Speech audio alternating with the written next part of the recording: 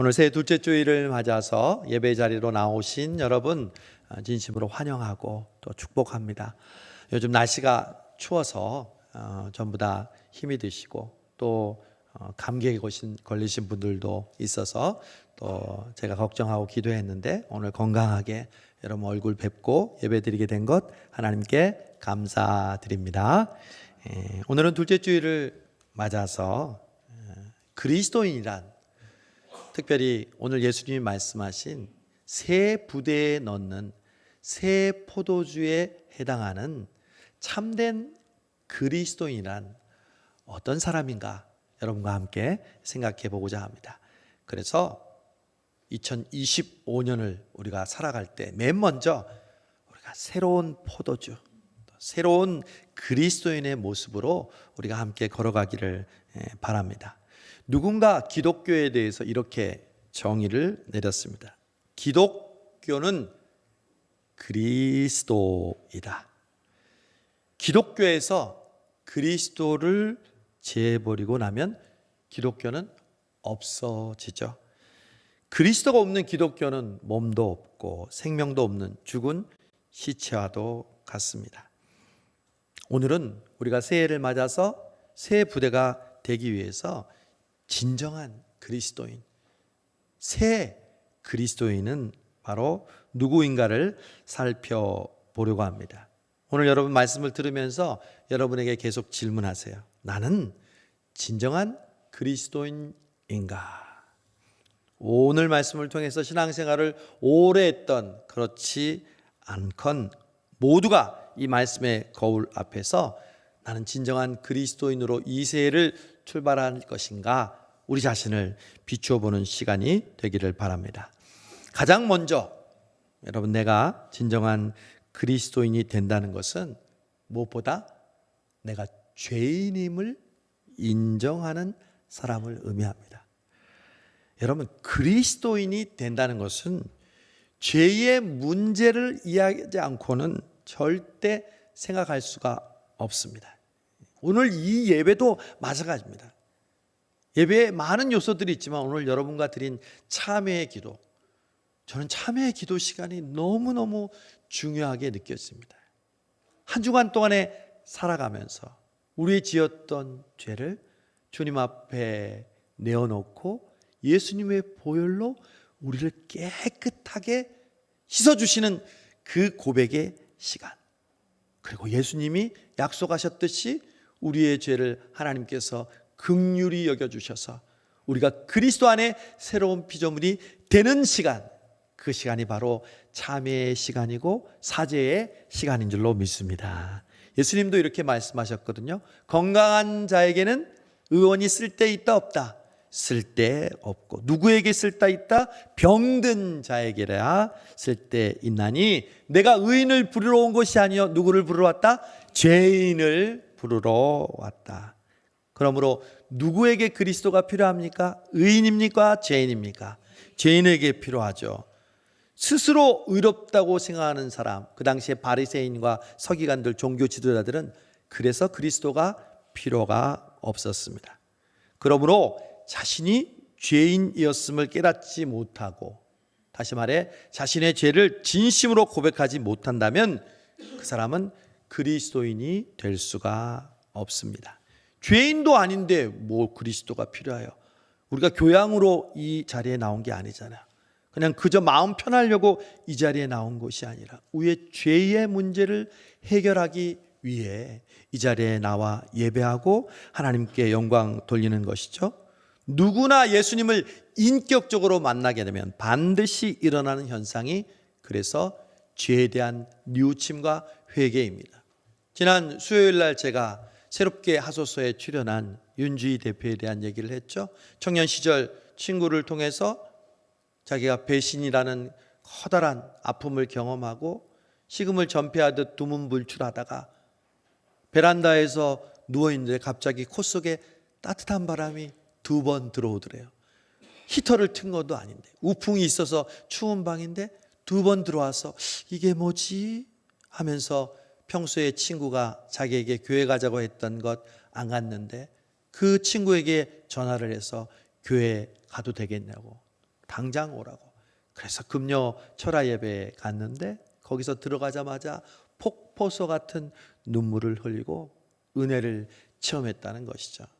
저도 우리 교회를 처음 방문하거나 오랜만에 오는 그러한 새가족이나 방문하는 성도들이 예배드리면서 막 눈물 흘리는 모습을 봅니다. 하나님께서 우리에게 주시는 은혜이죠. 그러므로 우리가 죄인이 되었다는 것, 그 죄로 인해서 그리스도가 필요하다는 것을 아는 것은 참된 그리스도인의 출발입니다. 그렇다면 우리가 죄인이 되었다는 것은 무슨 말일까요? 우리가 거짓말하고 또한 윤리적으로 도덕적으로 우리가 잘못했다는 것을 죄인이라고 할까요? 아니요. 그 죄의 근본은 아담과 하와까지 올라갑니다. 그 죄를 바로 원죄라고 합니다. 하나님께서는 아담과 하와를 창조하셨을 때 하나님의 형상을 따라 의인으로 창조하셨습니까? 죄인으로 창조하셨습니까? 의인으로, 오늘 대답 잘하십시오. 의인으로 창조하셨습니다. 잘했어요. 우리가 처음 하나님의 형상대로 하나님이 우리를 죄인으로 지으셨겠어요? 의인으로 창조하셨죠. 그런데 하나님은 의인으로 창조하셨을 때 우리를 누구의 형상대로 창조하셨다고요? 하나님의 형상대로. 여러분, 하나님의 형상, 하나님의 인격의 가장 중요한 부분이 뭔지 아십니까? 자유입니다. 하나님은 죽이실 수도 있고요, 높이실 수도 있고요, 낮추시기도 해요. 천국에 올리시기도 하시고 또한 음부에 내리기도 하세요. 하나님은 자신의 뜻을 자유롭게 행사할 수 있는 분이세요. 그래서 우리에게도 하나님의 형상대로 자유를 주셨어요. 여러분, 자유가 뭘까요? 복잡하게 생각하지 마세요. 자유의 정의는 뭐냐면 할 수도 있고 안 할 수도 있는 게 자유예요. 대한민국은 민주주의입니까? 공산주의입니까? 민주주의죠. 그러면 투표를 어떻게 할 수 있습니까? 할 수도 있고 안 할 수도 있어요. 북한은 어떻게 할까요? 투표하면 100% 나오죠. 투표를 반드시 어떻게 해줘? 해야 하죠. 자유가 없습니다. 우리에게는 자유가 있어요. 그 자유라는 것은 할 수도 있고 안 할 수도 있는 거예요. 이게 바로 하나님이 우리를 처음 창조해 주셨던 하나님의 형상대로 지어주신 우리의 특징이에요. 그런데 이 하나님이 우리에게 자유를 주셨다는 게 얼마나 고귀한 수준인지 죄를 우리 인간에게 지을 수도 있고 안 지을 수도 있게 우리를 만드셨어요. 여러분, 선악과를 아이들이 물어보죠. 왜 하나님은 선악과를 만드셔서, 초신자들도 그래요. 아니, 굳이 왜 선악과를 만드셨어? 안 만드시면 안 따먹을 텐데. 왜 선악과를 만들어서 그 사단을 나게 하셨어? 하나님도 잘못하셨지. 여러분, 선악과를 하나님이 만들어 놓으시고 만약에 그 선악과를 따먹지 못하도록 하나님이 하셨다면요, 아담은 하와와 함께 따먹지 않았을 거예요. 근데 그 선악과를 만들어서 아담이 따먹었다는 것은요, 자유가 있었다는 거예요. 따먹을 수도 있고 안 따먹을 수 있는, 하나님의 수준이 그런 수준이에요. 죄를 못 짓게 우리를 만들지 않아요. 죄를 놓고요, 그걸 네가 결정할 수 있도록 우리에게 자유를 주시는 거예요. 오늘날도 마찬가지예요. 예수 믿고 순종하는 삶을 우리는 할 수도 있고 안 할 수 있는 자유를 주셨어요. 여러분, 오늘 예배 드릴 수도 있고 안 드릴 수도 있어요. 예배 오늘 안 드린다고 지옥 가는 거 아니에요. 그러나 오늘은 여러분의 자유로 예배의 자리에 나오신 거예요. 아담에게, 우리에게 자유를 주셨는데 아담이 그 자유를 어떻게 했어요? 그 죄를, 하나님의 법을 어겼어요. 그래서 아담은 그 자유의 선택으로 인해서 뭐가 됐어요? 죄인이 된 거죠. 법을 어긴 거예요. 그러면 또 초신자들 아이들이 질문합니다. 우리는 억울해요. 선악과를 따먹은 건 아담인데 왜 우리도 태어나자마자 죄인이 돼야 하나요? 여러분, 뭐라고 대답하시겠어요? 그러네, 난 안 따먹었는데, 착하게 사는 사람도 많은데 왜 성경은 모든 사람이 죄인이라고 합니까? 여러분, 분명하게 설명해 주세요. 여러분, 우리에게는 DNA라는 것이 있어요. 부모가 가지고 있는 생물학적인 유전적인 요소죠.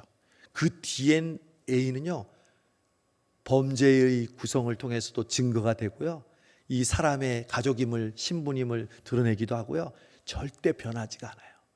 여러분, 아담이 선악과를 따먹었는데 우리는 후손이지만 직접 따먹지 않아도 그 죄의 DNA가 우리에게 있는 거예요. 그래서 아무도 그 DNA의 영향을 받지 않고 죄를 안 짓고 살 수 있는 사람이 없는 거예요. 그래서 모든 사람이 죄를 범하게 되는 죄인이 된 거죠.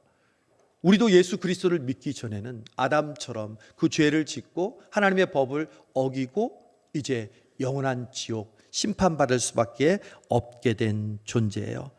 그런데 그 죄를 예수 그리스도가 죗값을 대신 지시고, 그리고 우리로 하여금 그 원죄에 해당하는 모든 죄를 해결해 주신 사건이 바로 십자가 보혈의 사건인 줄로 믿습니다.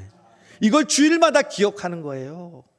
한 주간 지었던 우리의 죄를 용서해 주는 그 비결이 뭐예요? 바로 예수 그리스도의 보혈이 예배 때마다, 제사 때마다 짐승의 피가 필요한 것처럼 오늘도 그 피가 흐르고 있는 거예요. 눈에 보이지 않지만 예수님의 보혈의 피가 우리의 심령과 우리 가운데 강같이 흘러서 우리의 지었던 모든 죄가 깨끗하게 해결되는 시간이 바로 이 예배의 시간인 줄로 믿습니다. 그래서 우리는 늘 하나님 앞에서 죄인임을 고백할 수밖에 없는 거예요. 물론 원죄를 회개하는 것은 몇 번? 한 번이면 돼요, 예수 믿을 때. 그러나 목욕한 사람이 매일 세수하고 발 씻지 않나요?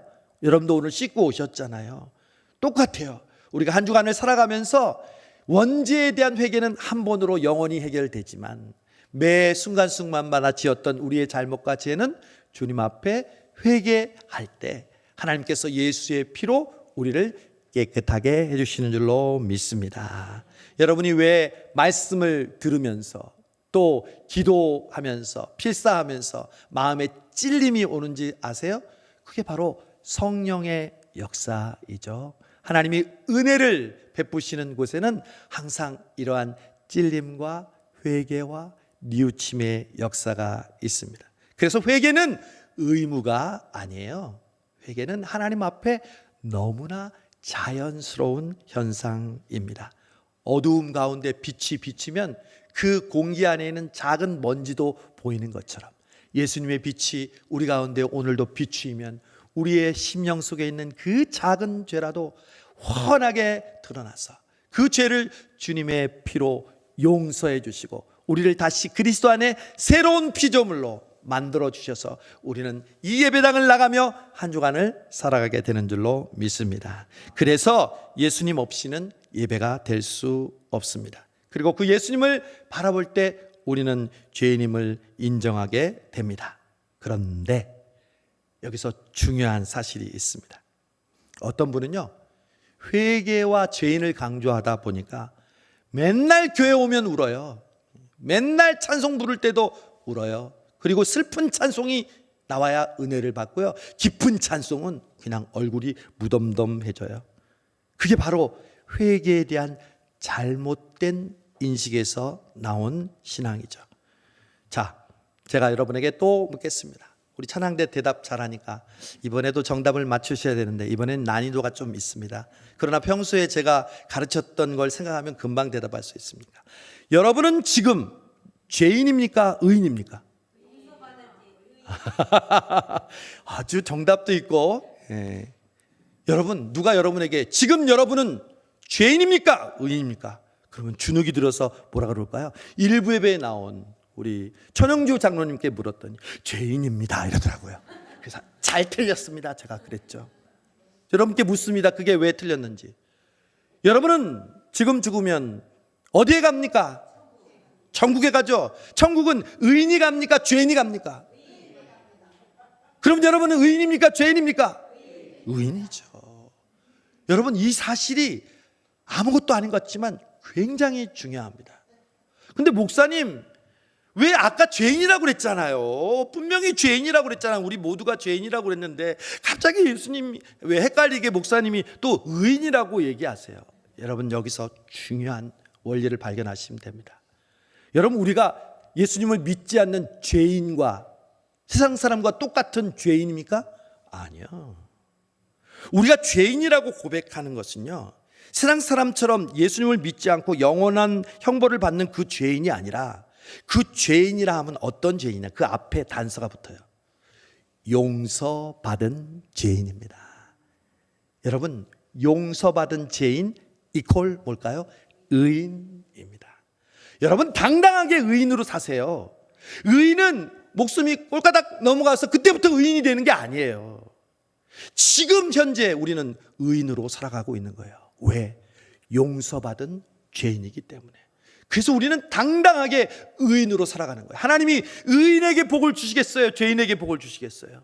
의인에게 복을 주시는 거죠. 우리가 의로워서가 아니라, 앞에 마이너스 곱하기 마이너스는 뭐예요? 플러스죠. 내가 죄인이라는 마이너스와 예수님이 내 죄를 대신 짊어지는 십자가의 마이너스가 합해지면 뭐가 돼요? 플러스 의인이 되는 거죠. 여러분, 한 주간을 살아갈 때 오늘 예배드리고 의인으로 사시기를 바랍니다. 의인은 악인의 길을 다니지 않고 오만한 자의 자리에 앉지 않고 시냇가에 심은 나무처럼 늘 풍성하게 과실을 쫓아 열매를 맺는 사람이 바로 의인이라고 성경은 말합니다. 여러분, 그 의인으로 살아가시기를 바랍니다. 명심하세요. 아침에 일어나서도 나는 용서받은 죄인, 나는 의인입니다. 그러면 여러분이 말할 때 의인처럼 말하게 됩니다. 의인처럼 행동하게 됩니다. 의인처럼 살아가게 됩니다. 그러나 아이고 나는 또 죄인, 그러면 여러분은 죄인으로, 똑같은 죄인으로 사는 것이 여러분이 그토록 원하는 그리스도인의 삶입니까? 우리 성수동교회 성도들은 당당하게 순간순간마다 용서받은 죄인, 의인으로 살아가시는 2025년 한 해가 되시기를 바랍니다. 여러분, 누구라고요? 죄인입니까? 의인입니까? 의인입니다. 이것은 내 스스로 자신을 합리화하는 게 아닙니다. 하나님이 여러분을 의인이라고 하는데 감히 누가 우리를 죄인이라고 합니까? 내가 너를 의롭다 하리라. 주님, 저는 죄인입니다. 아시잖아요. 아니야. 내가 너를 사랑하여 내 아들 예수의 피로 너를 거룩하게 의롭게 하였느니 이제는 너가 의인으로 살리라. 오직 의인은 믿음으로 말미암아 산다는 게, 의인이 되어야 믿음으로 살죠. 여러분, 죄인이 어떻게 믿음으로 삽니까? 저와 여러분이 의인이 되어 믿음으로 살아가는 한 해 되시기를 바랍니다. 그런데 자기가 죄인임을 깨닫는 것으로 끝나는 것이 아니에요. 더 깊은 신앙의 단계가 있어요. 내가 죄인임을 깨닫는 것, 그 죄책감에 빠지지 않고 오히려 의인으로 살아갈 수 있는 중요한 비결이 있습니다. 여러분, 이미 저와 여러분 안에는 예수님이 계십니까? 안 계십니까? 성령님이 계십니까? 안 계십니까? 떠나십니까? 안 떠나십니까? 여러분, 이건 진리입니다. 예수님을 믿는 순간 그 예수님이 우리 안에 살아계시고 그 예수님을 믿게 하신 성령님은 우리와 함께 계시며 영원히 떠나지 않습니다. 할렐루야. 그런데 중요한 사실은 예수님이 안에 계시다고, 성령님이 안에 계시다고 모든 사람이 똑같은 신앙생활을 하는 게 아니라는 것. 그러면 무엇이 예수님이 안에 계시고 그리고 성령님이 안에 계신데 다른 삶을 결정할까요? 그것은 바로 여러분의 중심에 예수님이 어떤 분으로 차지하고 계시냐, 이것이 여러분의 삶을, 진정한 그리스도인의 삶을 좌우한다는 것이죠. 여러분, 예수님은 이 땅에 왕으로 오셨습니다. 우리의 메시아, 구세주로 오셨습니다. 그것은 이론적이고 신학적인 이야기 아니라 실제 우리의 삶 속에서 그러합니다. 여러분, 예수님이 우리의 주인이심을 고백하는 그리스도인이 되시기를 바랍니다. 너무 귀에 익숙하고 너무 잘 알아서 새로운 것이 없는 것 같죠? 여러분에게 묻습니다. 예수님이 물으십니다. 너에게 나는 누구니? 지난번 설교했죠? 베드로도 그랬고 지난주에 보니까 마르다도 그랬죠. 주는 그리스도시요 살아계신 하나님의 아들이십니다. 그런데 마르다는 그것을 뭐로만 알고 있었어요? 머리로만 알고 있었어요. 나사로가 살게 하는 그 일에 예수님이 주인이라는 사실, 메시아라는 사실을 깨닫지 못했어요. 그러니 항상 평행선이다. 나중에 부활할 것을 믿습니다. 나사로야 나오라, 무덤으로 가려니까 안 돼요, 냄새 나요. 예수님 가지 마세요. 왜 쓸데없는 일을 하세요? 마르다는 자신의 실제의 삶 속에서 예수님이 주인이시고 왕이시고 메시아가 되지 못한 거예요. 여러분, 우리 안에 있는 예수님이, 우리 안에 계신 성령님이 여러분의 주가 되시고 여러분의 왕이 되시고 여러분의 주인이 되십니까? 믿으십니까? 정말 아멘입니까? 그러면 물어보겠습니다. 그분이 주인이면 우리는 뭡니까? 금방 대답 안 나오잖아. 그러니까 머리로는 주인이라는 걸 잘 아는데, 그분이 주인이면 우리는 종이죠. 예수님이 주인과 종에 대해서 얼마나 많이 설명하셨어요. 예수님이 주인이라고 고백하는 사람은 나는 종이라고 고백합니다. 여러분, 주인이라는 것은 그 주권과 권리가 모두가 주인에게 있다는 것을 의미하죠. 자, 그런 의미에서 질문합니다. 여러분의 생명의 주인은 누구십니까? 여러분의 생명의 주인은 주님 거잖아요. 하나님 거잖아요. 그렇죠? 그래서 우리가 새빵 살다가, 새빵살이 다 해보셨잖아요. 월세 내면서 사는데 어느 날 주인이 올해까지 방 빼세요. 그럼 방 빼야 돼요, 안 빼야 돼요? 빼야 돼요. 지금은 무슨 계약서나 우리 세입자를 보호하는 그런 법률들이 많이 도와줬지만 옛날 같으면 방 빼세요 하면 빼야 돼요. 왜? 그 집이 누구 거니까? 주인 거니까. 우리의 생명의 주인이 누구라고요? 하나님이. 우리가 죽는 것은 뭘 말할까요? 방 빼라 이 말이에요. 사랑하는 아들아, 사랑하는 딸아, 방 빼라. 아유, 저는 아직 할 일 많아요. 아니요, 제가 지금 하나님께 갈 때가 아니에요. 저는 아직 할 일이 많다고요. 방 빼. 여러분, 우리의 물질의 주인은 누구예요? 하나님인 거예요. 여러분, 물질의 주인이 하나님이심을 믿으십니까? 여러분, 11조가 뭐라고요? 10분의 1이 하나님 거니까 하나님 걸 드린다고요? 아니요.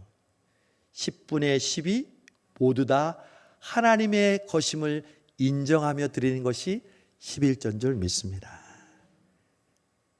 우리의 가정, 우리의 자녀, 우리가 간절히 원하는 그 모든 것의 주인, 주권자, 그것을 다스리고 통치하는 그 왕이 누구시라고요? 주님, 하나님이시라고요. 이거를 고백하고 실제로 우리의 삶에 인정하는 그리스도인이 진정한 그리스도인이라는 것입니다. 우리는 항상 머리로는, 그리고 말로는 예수님이 주인이라고 하면서 실제 우리의 삶 속에서 주인은 누가 하고 있을까요? 내가 왕이 되는 거예요. 그 예는 내가 계획하고, 내가 주관하고, 내가 원하고, 내 기분과 내 감정에 따라 그 문제가 항상 왔다 갔다 하는 걸 보면 내 인생의 주 왕이 나라는 것을 알 수 있어요. 여러분, 하나님은 우리의 선한 목자가 되십니다. 예수님께서도 지난주에 나는 선한 목자라 하셨어요. 자, 주님이 목자면 우리는 뭡니까? 양이죠. 또 해야죠. 주님이 주인이시면 우리는 뭡니까? 종입니다. 금방금방 나와야 돼요. 양은요, 스스로 자신의 먹을 곳과 잘 곳을 결정하지 못해요. 목자가 반드시 돌봐야 하는 동물이 양이에요. 풀이 있는 곳으로, 그리고 짐승과 도적들로부터 보호하고 그 우리 속으로 우리를 이끌어 주는 그 역할을 목자가 하거든요. 그런데도 다윗은 이렇게 고백합니다.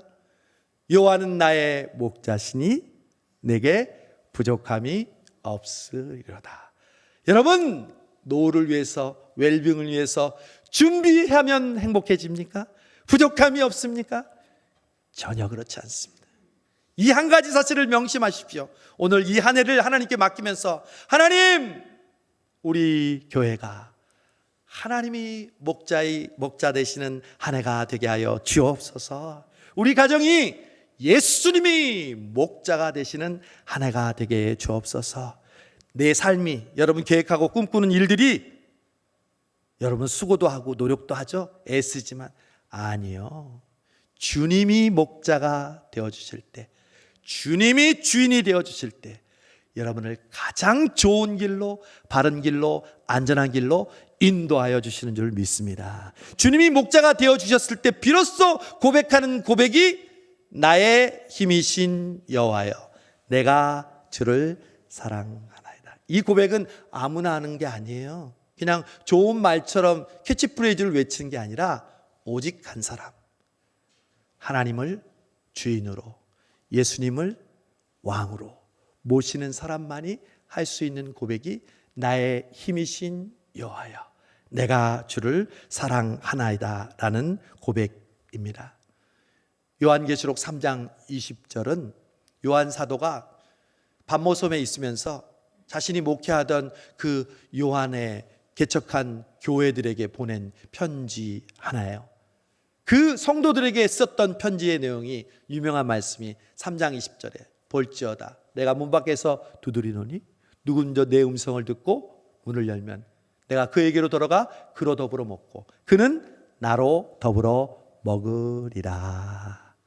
여러분 여기에 관련된 성화를 여러분 한 번씩 다 보셨을 거예요. 예수님이 문 밖에서 이렇게 하시고 문을 두드리는 모습, 아주 유명한 성화인데 그 성화를 자세히 보시면요, 밖에 문고리가 없어. 문고리가 밖에 있어야 되는데 문고리가 없어. 그 말은 예수님이 억지로 들어가지 않는 거야. 예수님은 제자들에게 부활하신 후에 나타난 것처럼 스르르 문을 통과할 수도 있어요. 예수님 그렇지 않고 계속 두드리는 거예요. 그러면 누가 문을 열어줘야 돼요? 안에 있는 내가 문을 열어주는 거예요. 근데 그 말씀의 대상이 불신자가 아니에요. 요한 공동체에게 쓴 편지라니까요. 믿음의 신자들에게 예수님이 지금 문을 두드리고 있다고요. 왜? 너의 마음의 주인이 내가 되려는데 너는 그것을 원하느냐? 주님이 문을 두드리실 때 어서 오세요. 나의 왕 그리스도, 예수 그리스도, 그분이 우리의 삶의 주인 되시기를 주님은 원하시고 계세요. 그러면 그 주님께서 우리를 이끌어 주시고 인도해 주시고 보호해 주신다는 거죠. 저는 이 성수동 교회를 여기까지 인도해 주신 것이 바로 우리 주님이 우리 성수동 교회의 목자가 되어 주시고 주인이 되어 주셔서 여기까지 이르게 하신 줄로 믿습니다. 저는 우리 교회를 자랑합니다. 우리 교회가 뿌듯합니다. 오늘도 새가족 공부를 하면서 저희 교회에 대한 프라이드를 가지고 자신 있게 우리 교회에 대해서 말했습니다. 우리 교회는 유명한 교회도 아니고 목사님이 뭐 유명한 목사님도 아닙니다.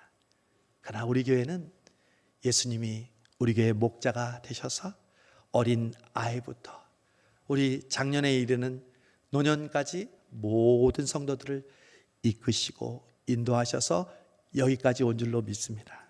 제가 여러분 얼굴 하나하나를 보니까 각자의 사정이 있고 지금까지 온 여러분의 삶의 모습들이 느껴져요. 여러분들이 이 자리에 앉아서 지금 예배 드리는 이 자체가 하나님이 여러분을 인도하셨기 때문에 여기까지 왔다는 저는 확신을 갖습니다.